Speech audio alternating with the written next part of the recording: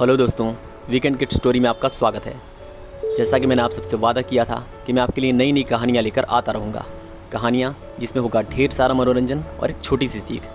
और कहानी के अंत में मैं आपसे एक सवाल भी पूछूंगा, जिसका जवाब आप अपने प्यारे बच्चों से पूछना।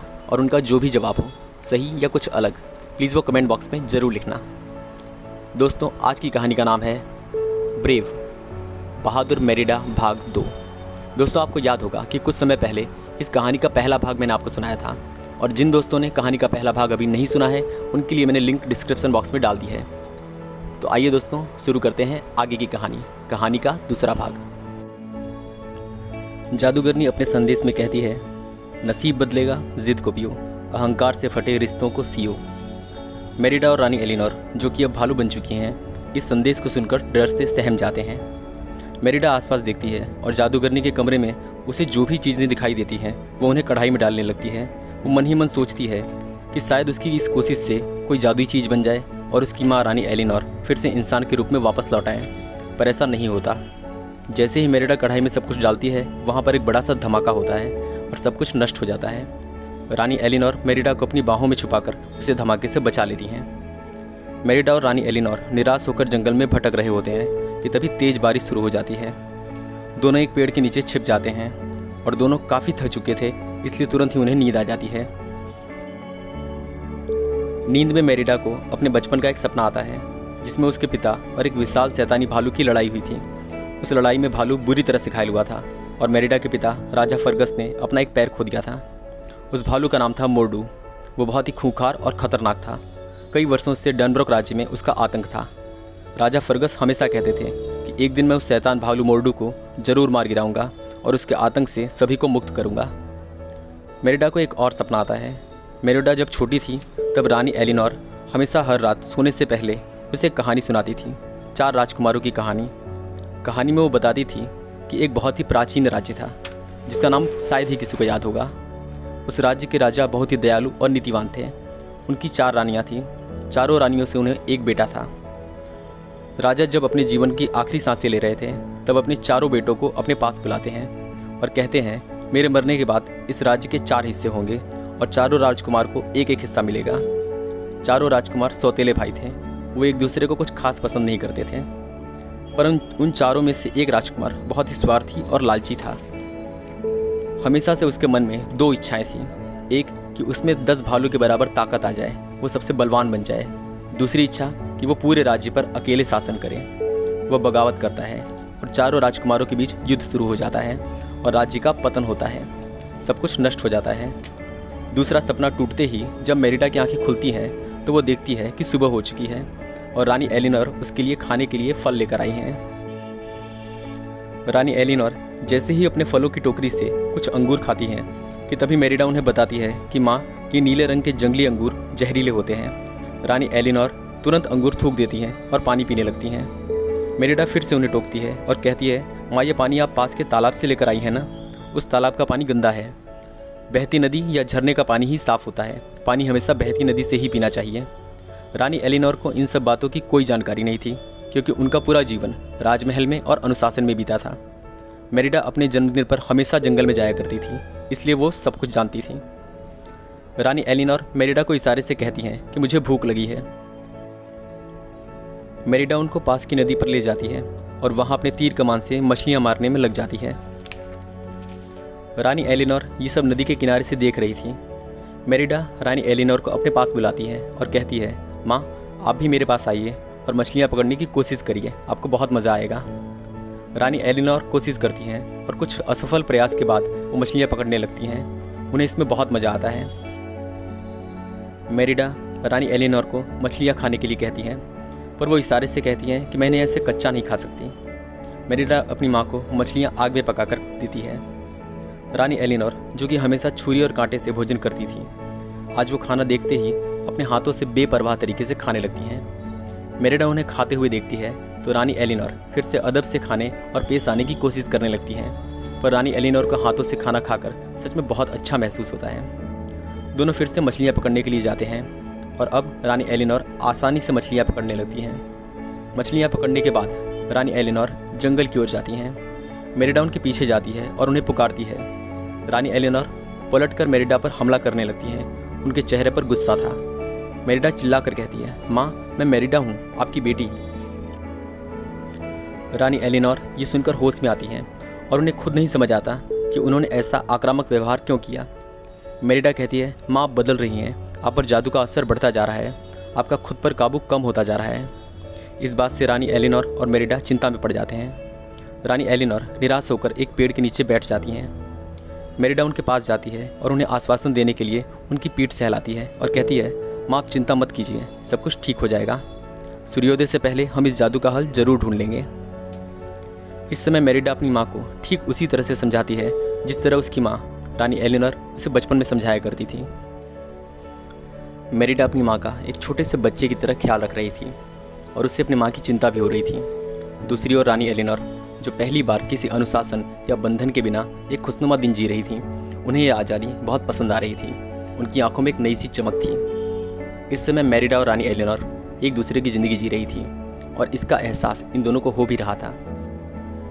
और इस पल दोनों खुद को एक दूसरे की जगह पर रखकर बेहतर तरीके से समझ पा रहे थे।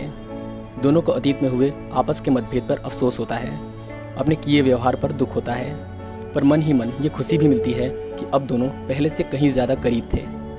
बस उन्हें अब सूर्योदय से पहले किसी भी हाल में जादू का हल ढूंढना था। मेरिडा और रानी एलिनोर पेड़ के नीचे बैठे सोच ही रहे थे कि उन्हें एक जादुई जुगनू दिखाई देता है। मेरिडा अपनी माँ से कहती है, चलिए माँ हम इसका पीछा करते हैं, ये जरूर हमें कोई रास्ता दिखाएगा। मेरिडा और रानी एलिनोर रास्ते में आने वाले सभी जादुई जुगनू का पीछा करते हुए एक छोटी सी पहाड़ी पर पहुंच जाते हैं। मेरिडा पहाड़ी पर एक जगह खड़ी ही होती है कि पहाड़ी का वो हिस्सा टूट जाता है और वो अंदर एक बड़ी सी गुफा में जाकर गिरती है। रानी एलिनोर डर जाती हैं और मेरिडा को आवाज़ लगाकर पूछती हैं। मेरिडा कहती है, माँ मैं बिल्कुल ठीक हूँ। मेरिडा गुफा को जब ध्यान से देखती है तो उसे सामने एक बड़ा सा सिंहासन नजर आता है। वो समझ जाती है कि जरूर ये जगह किसी प्राचीन राज्य की राज्यसभा थी जो अब पूरी तरह से खंडहर बन चुकी है। मेरिडा आसपास देखती है तो उसे दीवार पर कुछ चित्र नजर आते हैं। चित्र में 4 राजकुमार थे। मेरिडा ये देखते ही चौंक जाती है। वो अपनी माँ को आवाज़ लगाकर कहती है, माँ आपको याद है आप बचपन में हमेशा मुझे एक प्राचीन राज्य और 4 राजकुमारों की कहानियाँ सुनाती थी। मुझे लगता है ये वही जगह है। इसका मतलब ये कहानी सत्य है, कोई लोक कथा नहीं। इतना कहकर मेरिडा जैसे ही दीवार पर बने राजकुमार के चित्रों को छूती है कि तभी उसे एक झलक दिखाई देती है, बिल्कुल सपने जैसी, किसी एक याद की झलक। मेरिडा उस याद की झलक में देखती है कि 4 राजकुमार में से एक राजकुमार एक मिठाई खाता है और अचानक एक बड़े से भालू में बदल जाता है। मेरिडा उस भालू को पहचान जाती है। ये वही भालू था जिसका आतंक इनके राज्य में था और इसी भालू से लड़ाई में राजा फर्गस ने अपना एक पैर खो दिया था। उस भालू का नाम था मोरडू। मेरिडा घबराकर चित्र से हाथ हटा लेती है और अपनी माँ से कहती है, माँ आप पर जो जादू हुआ है उसका इस्तेमाल पहले भी हो चुका है। आप कहानी में जिस राजकुमार के बारे में बताती थी जिसने राज्य पर शासन करने के लिए बगावत की थी और जो 10 भालुओं के बराबर बल चाहता था, उसके साथ भी यही हुआ था। उसने भी एक जादूगरनी से मिठाई बनवाई थी और उसे खाकर वो एक ताकतवर भालू में बदल गया था। और राजकुमार भालू कोई और नहीं, मोरडू है। इतना कहते ही मेरिडा को अपने पीछे एक हलचल महसूस होती है। वो पीछे मुड़कर देखती है तो अंधेरे में कोई था। अंधेरे में वही खूंखार भालू मोरडू बाहर आता है और वो तुरंत मेरिडा पर हमला कर देता है। रानी एलिनोर अपनी बच्ची को खतरे में देखकर घबरा जाती हैं। वो मेरिडा को जल्दी से अपने पास आने का इशारा करती हैं और अपना हाथ मेरिडा की ओर बढ़ाती हैं। मेरिडा एक बड़े से पत्थर पर चढ़ जाती है और मोरडू जब मेरिडा तक पहुंचने ही वाला होता है कि मेरिडा छलांग लगाकर अपनी माँ का हाथ पकड़ लेती है। दोनों वहाँ से बचकर भाग निकलते हैं। यहाँ मोरडू भी गुफा से बाहर आ जाता है। मेरिडा और रानी एलिनोर भागते भागते फिर से उन विशाल पत्थरों के घेरे में पहुँच जाते हैं। मेरिडा अपनी माँ से कहती है, माँ हमें जल्दी से कुछ करना होगा, नहीं तो आप भी उस राजकुमार की तरह पूरी तरह से भालू में बदल जाएंगी। मेरिडा मन ही मन में बड़बड़ाती है। क्या कहा था उस जादूगरनी ने? हाँ उसने कहा था माँ, फटे हुए रिश्तों को सियो। माँ जब आपका मेरा झगड़ा हुआ था तब याद है मैंने घर पर बने हुए हमारे परिवार के चित्र वाले पर्दे को तलवार से काट दिया था। मैं समझ गई माँ, मुझे उस पर्दे को सिलना होगा, फिर सब कुछ ठीक हो जाएगा। मेरिडा रानी एलिनोर से कहती है, माँ अब सूर्योदय में ज़्यादा समय बाकी नहीं है, हमें जल्द से जल्द पूरी सावधानी से राजमहल के अंदर पहुंचना होगा। मेरिडा और रानी एलिनोर छुपकर राजमहल में पहुंचते हैं और वहां देखते हैं कि उनके राज्य में स्वयंवर में आए तीनों राजा और मेरिडा के पिता के बीच लड़ाई हो रही थी। ये देखकर मेरिडा को एक उपाय सूझता है। वो रानी एलिनोर से कहती है, मैं जाकर बातों से सबका ध्यान बटाती हूँ और आप छुपकर अपने कमरे में पहुँच जाइए। रानी एलिनोर सहमत हो जाती हैं। राजसभा में दीवारों के पास बहुत से भालू के पुतले थे। रानी एलिनोर मौका देखकर एक दीवार के पास एक पुतले की तरह खड़ी हो जाती हैं। दूसरी ओर मेरिडा सबका ध्यान हटाने के लिए राजसभा के बीचों बीच सभी राजा और सैनिकों के बीच में आ जाती है। मेरिडा चिल्लाकर कहती है, आप सब शांत हो जाइए। मेरिडा अपने पिता और बाकी राज्य के राजाओं से कहती है, आप लोग आपस में क्यों लड़ रहे हैं? आप लोग तो हमेशा से अच्छे दोस्त रहे हैं। आप सब ने कई बार एक दूसरे की हर मुश्किल में मदद की है। मेरिडा की ये बात सुनकर राजा फर्गस और सभी राजा शांत हो जाते हैं और उन सबको अपनी भूल का एहसास भी होता है। सभी आपस में हुए इस विवाद को लेकर के एक दूसरे से माफ़ी मांगते हैं। पर अब मेरिडा को समझ नहीं आता कि वो लोगों का ध्यान अपनी ओर बनाए रखने के लिए और क्या कहें। दीवार के पास से रानी एलिनोर मेरिडा को इशारे में कहती हैं कि मैं जो भी बातें इशारे में तुम्हें समझा रही हूँ तुम वो सबसे कहो। रानी एलिनोर इशारे में अपनी बातें शुरू करती हैं और उनके इशारों को समझकर मेरिडा बोलना शुरू करती है। मेरिडा कहती है, मैं मेरिडा रानी एलिनोर की बेटी आप सबको रानी माँ का एक संदेश देना चाहती हूँ। रानी माँ का कहना है कि हर इंसान को अपनी कहानी खुद लिखने का अधिकार होना चाहिए। अपना जीवन अपनी मर्जी से जीने की आज़ादी मिलनी चाहिए। हम सभी को अपने दिल की बात सुननी चाहिए और उसके मुताबिक जीवन में आगे बढ़ना चाहिए और खुद अपना जीवन साथी चुनना चाहिए। अपनी बात पूरी करते समय मेरिडा को खुद विश्वास नहीं होता कि उसकी माँ ने इशारे में ये सब कहने के लिए कहा। मेरिडा रानी एलिनोर की ओर देखती है और भावुक हो जाती है। रानी एलिनोर के चेहरे पर मेरिडा के लिए अपार प्रेम साफ दिखाई दे रहा था। पर तभी महल का एक पहरेदार रानी एलिनोर को देख लेता है और भाग जाता है कि ये कोई भालू का पुतला नहीं, असली भालू है। वो चिल्लाकर सभी को सावधान कर देता है। सभी लोग रानी एलिनोर को भालू मानकर उन पर हमला शुरू कर देते हैं। रानी एलिनोर को वहाँ से जंगल की ओर भागना पड़ता है। मेरिडा अपने पिता को सच्चाई बताने की लाख कोशिश करती है, पर राजा फर्गस उसकी बात नहीं सुनते और अपनी सेना और तीनों राजा के साथ जंगल में रानी एलिनोर का पीछा करते हैं। भागते भागते रानी एलिनोर उन विशाल पत्थरों के घेरे में पहुंच जाती है, लेकिन वहां पर राजा फर्गस और सभी लोग रानी एलिनोर को घेर लेते हैं। यहाँ राजमहल में मेरिडा उसके परिवार के चित्र के पर्दे को सिल देती है और उसे लेकर वो भी जंगल में पहुंच जाती है। मेरिडा देखती है कि सभी सैनिकों ने उसकी माँ को पकड़ लिया है और उन्हें रस्सी से बांधकर जमीन पर गिरा दिया है। ये देखकर मेरिडा को बहुत गुस्सा आता है। वो दौड़कर अपने पिता के हाथ से तलवार छीनकर सेना और अपनी माँ के बीच आकर खड़ी हो जाती है। मेरिडा कहती है, अगर मेरी माँ को एक खरोच भी आई तो मैं किसी को जिंदा नहीं छोड़ूंगी। मेरिडा अपने पिता को पूरी बात बताती है, लेकिन उसी समय वहाँ पर वो खुखार भालू मोर्डू आ जाता है। मोर्डू को देखकर वहाँ भगदड़ मच जाती है। राजा फर्गस मोर्डू का सामना करते हैं, पर मोर्डू बहुत ही ताकतवर था। वो सभी को अपने रास्ते से हटाते हुए सीधे मेरिडा के पास पहुँच जाता है। मेरिडा घबरा जाती है। मोर्डू मेरिडा को मारने ही वाला होता है कि तभी ये देखकर रानी एलिनोर अपनी बेटी को बचाने के लिए पूरी ताकत से रस्सी तोड़ देती हैं और सीधा मोर्डू पर हमला कर देती हैं। मोर्डू और रानी एलिनोर के बीच भयानक लड़ाई होती है, पर अंत में रानी एलिनोर मोर्डू को एक बड़े से पत्थर की दीवार पर पछाड़ देती है। पत्थर टूट जाता है और उस पत्थर के नीचे दबकर मोर्डू मारा जाता है। चारों ओर सन्नाटा छा जाता है।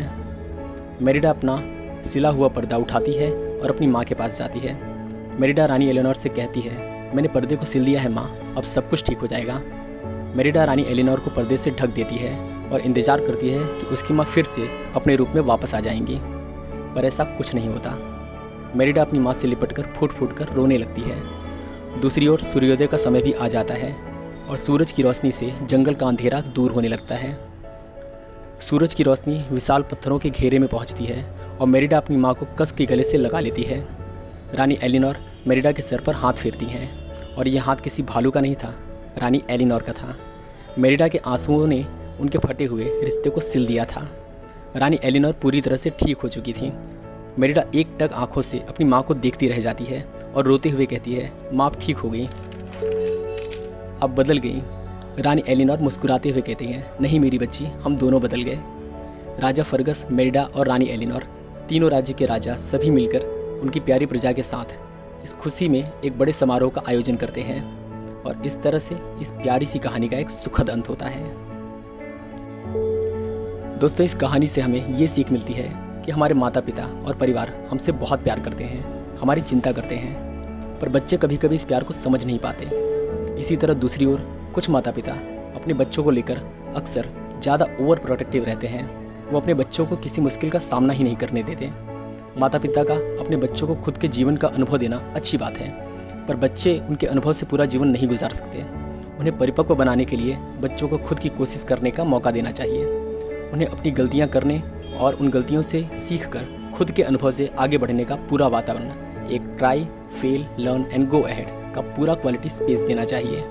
और रिश्तों में मधुरता के लिए सभी को परिवार में एक दूसरे की छोटी छोटी कमियों को नज़रअंदाज करना चाहिए, क्योंकि कमियां हम सब में होती हैं। हमें आगे बढ़कर दिल खोलकर एक दूसरे को बेपनाह प्यार देना चाहिए। बस इसके लिए दयालु बनना पड़ता है और थोड़ी सी बहादुरी दिखानी पड़ती है। इस सीख के साथ ईश्वर से मेरी यही प्रार्थना है कि संसार में सभी परिवार में स्नेह और प्रेम सदा बना रहे। दोस्तों, अब समय आ गया है मेरे आज के सवाल का। मेरा आज का सवाल है, अपनी बेटी मेरिडा को बचाने के लिए रानी एलिनोर जिस खूंखार भालू से युद्ध करती हैं, उस भालू का नाम क्या है? दोस्तों, इस सवाल के साथ आज की कहानी यहीं पूरी करते हैं। अगली बार फिर मिलेंगे एक नई कहानी के साथ, एक नई सीख के साथ। तब तक हंसते रहिए, मुस्कुराते रहिए, कहानियाँ सुनते और सुनाते रहिए। Good night and take care.